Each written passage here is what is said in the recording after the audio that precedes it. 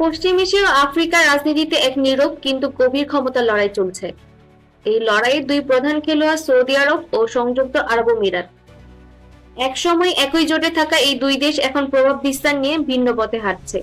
Saudi আরব ও আরব আমিরাত দীর্ঘদিন ধরে উপসাগরীয় মিত্র, কিন্তু সময়ের সঙ্গে সঙ্গে অর্থনীতি, নিরাপত্তা ও পররাষ্ট্রনীতিতে তাদের লক্ষ্য আলাদা হতে শুরু হয়েছে। সৌদি নিজেকে মুসলিম বিশ্বের নেতৃত্ব প্রতিষ্ঠা করতে চায়, আর আমিরাত চায় বাণিজ্য ও কৌশলগত শক্তি হিসেবে নিজস্ব অবস্থান করতে। ইয়েমেন যুদ্ধ ছিল তাদের যৌথ উদ্যোগ, কিন্তু যুদ্ধের কৌশল ও ভবিষ্যৎ পরিকল্পনা নিয়ে মতবিরোধ তৈরি হয়।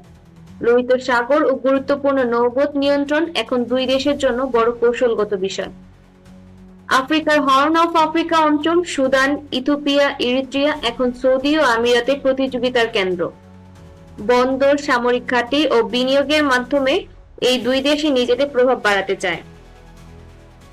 তেল নির্ভরতা কমাতে সৌদি আরব ভিশন 2030 বাস্তবায়নে ব্যস্ত।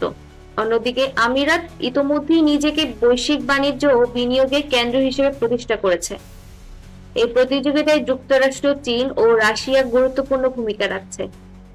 সৌদি আরব ও আমিরাতের এই নীরব দ্বন্দ্ব শুধু দুই দেশে নয়, এর প্রভাব পড়ছে পুরো পশ্চিম এশিয়া ও আফ্রিকার ভবিষ্যতে। এই ক্ষমতার লড়াই কোথায় গিয়ে থামে তা সময়ই বলে দেবে।